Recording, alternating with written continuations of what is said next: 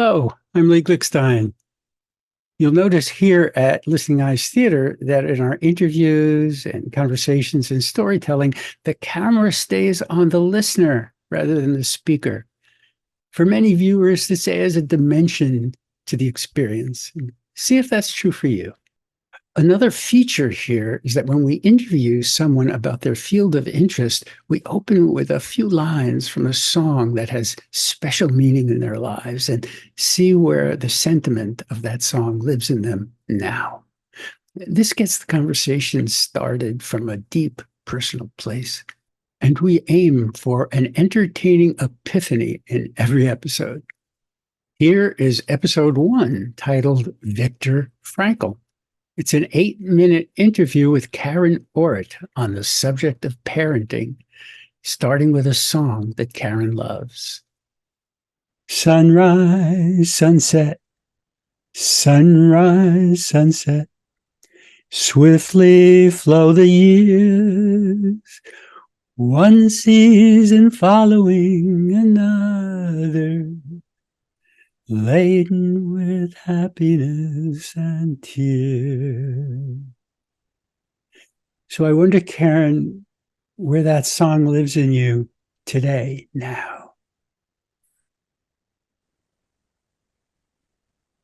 That song instantly brings a welling to my throat and tears in my eyes.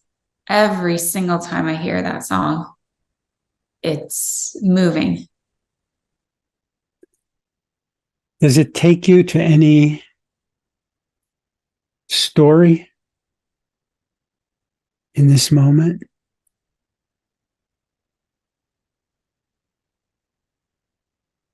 This morning, I was outside of the grocery store with my 5-year-old daughter and my husband. And we pulled a shopping cart and we were getting my daughter in. And it was taking a little bit of time. She had some toys with her. And I looked behind me and saw a woman waiting. I said, "Hey, you can go ahead of me." And I started to move to the side. And she said, "You're blocking me. Now you're inconveniencing me.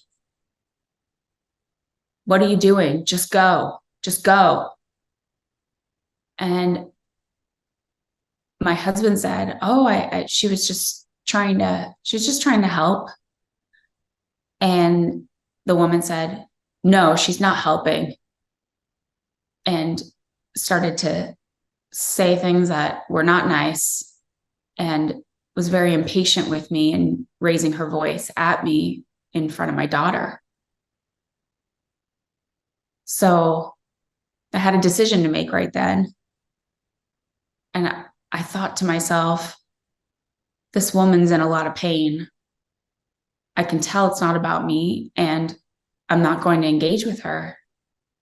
So I said, "Oh, I'm sorry," and went through the store. My husband didn't say anything either. I think we both understood that she was going through something. And my daughter didn't say anything.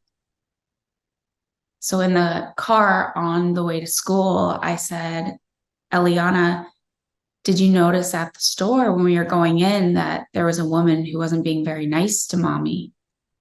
And she said, "Yeah, she was yelling at you. She was being mean."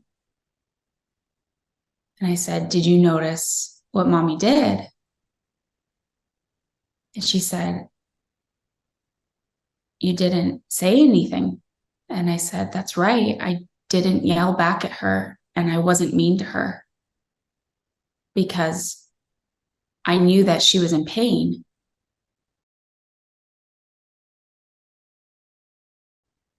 And if mommy were to yell back at her, it would create more pain for her. And not only that, it would create pain for me because it doesn't feel good in my body to be mean to somebody. I know it's not about me. If she's yelling at me, she's just not happy and maybe not happy about a lot of things. So what's it going to do for me to cause more harm?" It's not about me.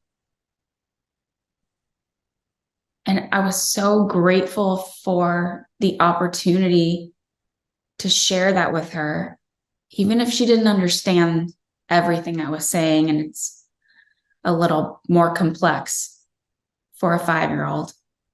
She felt it. And kids remember what they feel. It's not just about what we say and do, it's about how they feel, how we make them feel. And I realized in that moment, she experienced her mom being peaceful. And it reminds me of the song Sunrise, Sunset, Swiftly Go the Years, one season following another, laden with happiness and tears. I was able to show her today that there are ups and downs in life. There are people yelling at you in the grocery store. And it's how we choose to live in each moment, how we choose to be present, that makes our lives, because they're passing by so quickly. How present, how aware, how do we want to be and experience this life? Choice by choice by choice. And what an opportunity for my daughter to see my growth as a human, to even know that, to be able to experience that and to share that growth with my daughter. Something I never witnessed. There's other words to that song that are coming to me. Is this the little girl I carry? Da, da, da, da, da, da. Wasn't it yesterday when she was small? So thinking, wasn't it yesterday when she was small? I'm thinking you're looking back on this, and it was just yesterday when she was 4 years old, and now can you see her as a grown woman? And how does that lesson, or what happened that day in that front of that store, how does that live in her?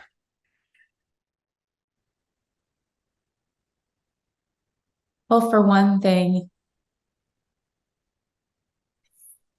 I'm hopeful that from her seeing how I made a choice today, she'll think before making her choices. And I always think about that saying from Viktor Frankl when he says, between stimulus and response, there's a space. And in that space lies our freedom to choose. It's like life slows down when we create a space between what life is throwing at us and our choice to respond. And I hope, can only hope, that Eliana has more space between what life is throwing at her and her ability to be in the moment and create, be a deliberate creator of her own life, to be able to choose loving actions, peaceful actions.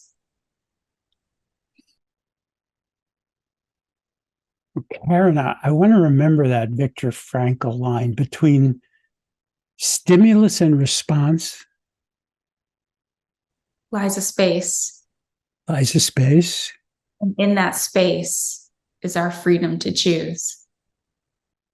In that space is our freedom to choose. It seems that that is so key to parenting, to doing it as a parent and to passing it on. That space seems to be everything at this moment. That's what's living in me.